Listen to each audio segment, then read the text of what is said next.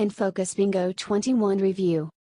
With a string of recent high-profile launches in the mid-range space, it's easy to feel as though that's where all the action is. Today, for a change of pace, we'll be taking a closer look at an entry-level smartphone from InFocus, called the Bingo 21. The company launched this budget-friendly device about a month ago, priced at just Rs. 5,499. Since then, another variant called the Bingo 20 has also been launched, seemingly identical to the Bingo 21 other than the fact it has less RAM. Finding a decent Android smartphone for around Rs. 5,000 isn't too difficult these days. However, the Bingo 21 is one of the few offerings that offers 2 GB of RAM.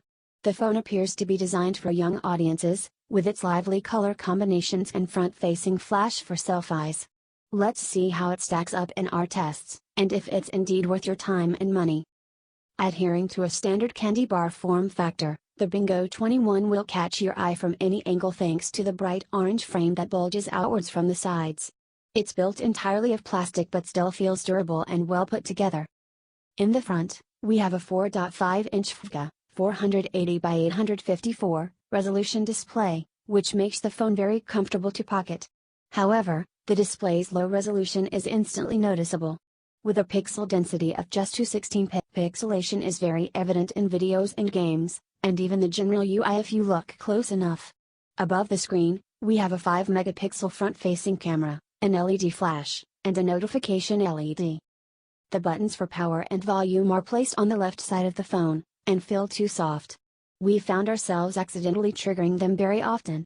The headphone socket and micro USB connector are placed at the bottom. The back cover is removable and so is the 2300 mAh battery inside. The vertical lines on the cover offer good grip. We also have an 8-megapixel camera, an LED flash, and the speaker placed towards the bottom. The Bingo 21 should come with a charger, cable, headset, and manuals, although our test unit only had a headset in the box. We think InFocus has done a good job with the build and finish of the phone considering its price point. It doesn't pretend to be a premium device, and that's sometimes a good thing. While you can tell it's a budget offering from its looks, the dash of color really helps it stand out. Powering the phone is a quad-core Shark SC9830 SoC from Chinese semiconductor company Spreadtrum. It's not the most well-known SoC manufacturer, but you'll find many smartphones with this chip in this price segment. The one in the Bingo 21 features 4 ARM Cortex-A7 CPU cores running at 1.5 GHz, and we have ARM's Mali 400MP to handle graphics.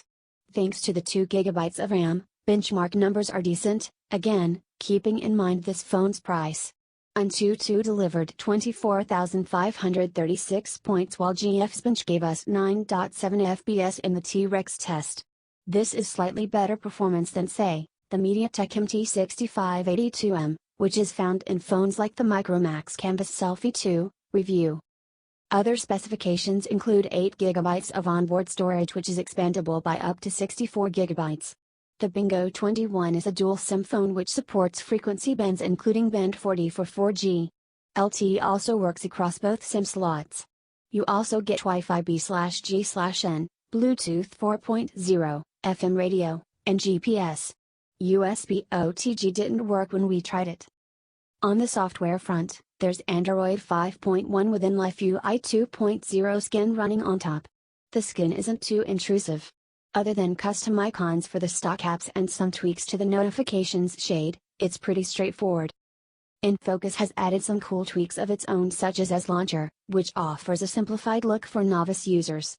You have the option to switch between single and dual layered modes. You can integrate cloud services into the Gallery app. There's also an app called SafeBox to help you protect your private data. You also get apps like Bobble, which lets you make virtual bobbleheads from people in pictures, Power Detective, which lets you monitor your phone's temperature in Monitor apps, etc., and Mobile Assistant, which lets you clean up unwanted files. General app performance is decent, but the Bingo 21 is clearly not the best phone for multitasking.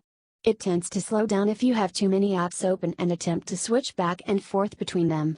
This sluggishness is also noticeable even in casual games such as Alto's Adventure, which showed signs of stutter. Despite having 2 GB of RAM, you're only left with about 460 MB on average. There isn't much onboard storage to play around with either, You only have 4.6 gigabytes of actual usable space. We didn't face any issues with call quality and the phone easily latched onto 4G networks whenever possible. The display is in most conditions but washes out under direct sunlight. InFocus has also added a blue light filter and options to tweak the screen's color temperature, which is a nice touch. Multimedia playback is not bad, and the phone can handle 1080p files, including our high bitrate test files. The loudspeaker does a decent job for alerts but don't expect too much from it. The bundled headset is okay for audio. Blade